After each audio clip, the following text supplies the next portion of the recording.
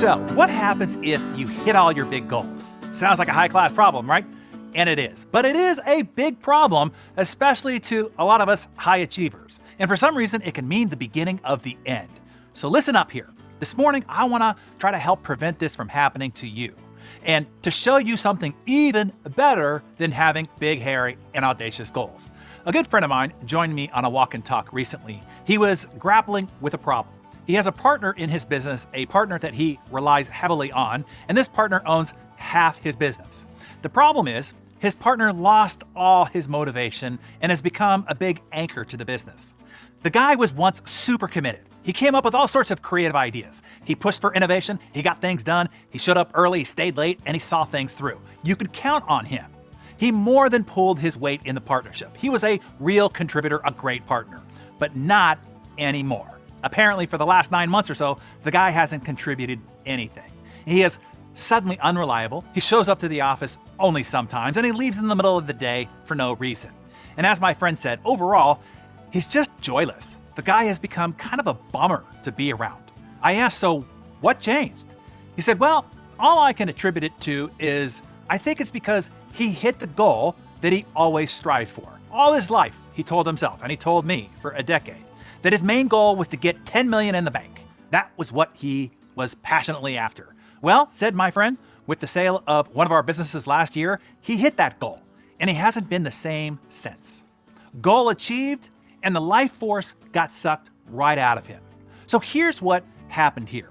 The thing that drove him, what gave him focus, gave him purpose, gave him direction and meaning, and gave him a reason to muster the will, determination, discipline, resiliency, and creativity is now gone. The problem is my friend's partner was goal-oriented. And now that that goal is gone, so is all the motivation that the goal drove in him. This is the problem with goals. They are motivational for sure.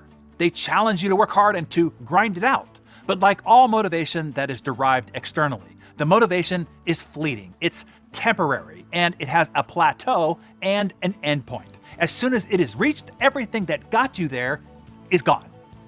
All the challenge, all the drive, joy, and excitement, poof, gonzo. And there you are, left with nothing but the trophy that is quickly tarnishing and all this confetti to clean up.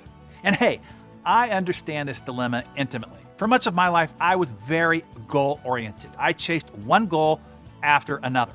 I was like Johnny Lee sang. I was looking for love in all the wrong places. I was looking for a goal every place I went. And as soon as I hit that goal, instead of feeling fantastic, I just felt empty.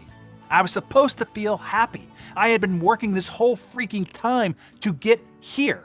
And now that I am here, what I actually feel is the opposite of happiness. The fire that I had to get here is now extinguished. The sense of purpose that I felt, striving, pushing, scratching to get here, is gone. The reason to get up early, to be disciplined and focused, to think of creative solutions, all that is no longer needed. Now, I got nothing.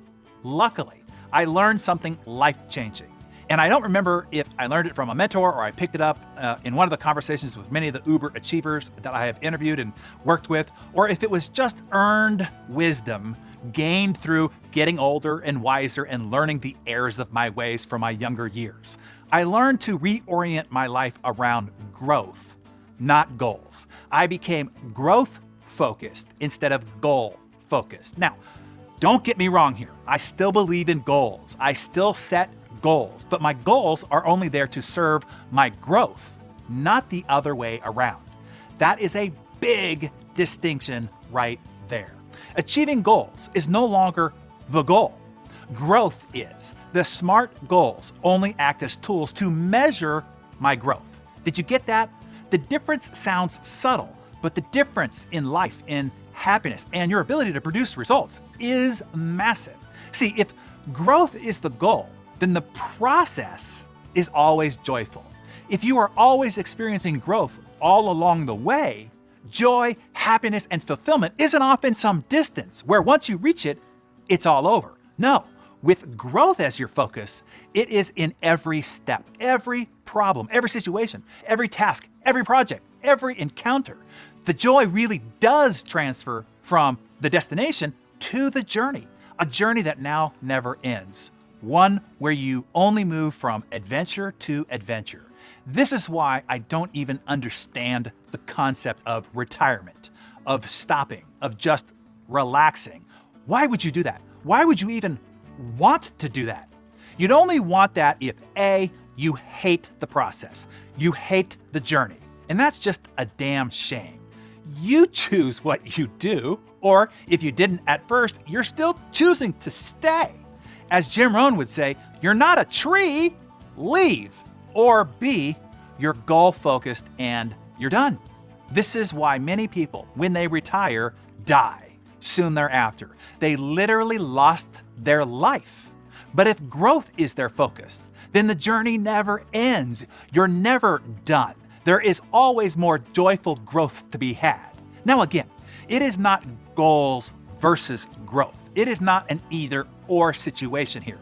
You need goals, but for a different reason. You see, I used to set goals as my source of motivation. It took goals to challenge me, to push me, to get me to do the grinding work. To hit the goal was the purpose of it all. Thus, it was all sacrifice, pain, and torment on the road to that one fleeting moment when the goal was hit. Now, I focus on growth. Growth is my source of motivation. Growth is what challenges me and pushes me. To grow is the purpose of it all. Thus, it is all fun, stimulating, intriguing, and joyful on the road that continues on. The adventure never ends. And I'll throw out some goals, sure, but the goals are more like mile markers on the road being traveled, a way to track, measure, and prove that growth and progress has happened. So just like being on a road trip, every once in a while you look out the window and you say, huh, look at that, we're at mile marker 50 million. Nifty. Okay, keep motoring on. When you are growth-focused instead of goal-focused, your day-over-day happiness is increased 100 times. You experience zero drop of happiness when you hit goals. And this happiness is infinitely sustainable. Growth is always available to be had. And one last little secret to let you in on. I don't want you to do this for the reason, but it seems it's been my personal experience, at least, and the experience of many of my really close and super wise friends. It seems that the more you focus on growth, constant and never-ending growth, going for better every day in every way, that you way supersede any goals that you could have possibly made up or imagined previously. So, there's also much more success to be had in this approach as well. Okay, I hope that was helpful. I just wish that I knew what I labored here to describe to you here this morning much earlier in my life and success trajectory. No doubt it would have saved me lots of anguish, many sleepless nights, and probably would have accelerated my ascent. Kind of like taking off the emergency brake that you didn't even know was engaged as you're trying to travel on your road trip. Okay, to be sure that you got this, jot down in your Darren Daily Journal what struck you about today's session. What epiphanies hit you, if any? And then share that with us in the comments below. Hey, look around you. Something's happening.